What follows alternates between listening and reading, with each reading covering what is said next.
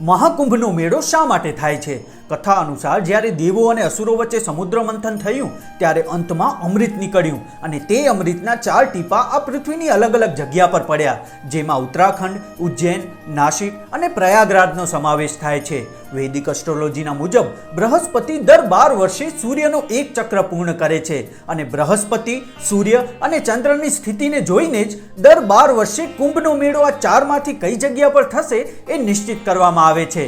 અને આ મહાકુંભનો મેળો વિશ્વનો સૌથી મોટો ધાર્મિક તહેવાર છે, કારણ કે 12 કુંભ પૂર્ણ થયા પછી મહાકુંભનો મેળો આવે છે.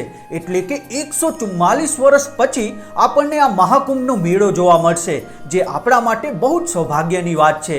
જેમાં અંદાજિત 45 થી 50 કરોડ સાધુ સંતો અને સનાતનીઓ આ ત્રિવેણી સંગમમાં સ્નાન કરશે, કારણ કે આ સમયે બ્રહ્માંડના બધા તીર્થો પ્રયાગમાં આવે છે અને બધા જ દેવો અલગ અલગ વેશમાં આ ત્રિવેણી સંગમમાં સ્નાન કરવા આવે છે, જેનાથી આપણી આત્મા શુદ્ધ થાય છે, આપણી ભક્તિ પ્રબળ થાય છે અને આપણા ઈષ્ટની આપણને વિશેષ કૃપા પ્રાપ્ત થાય છે. હર હર મહાદેવ.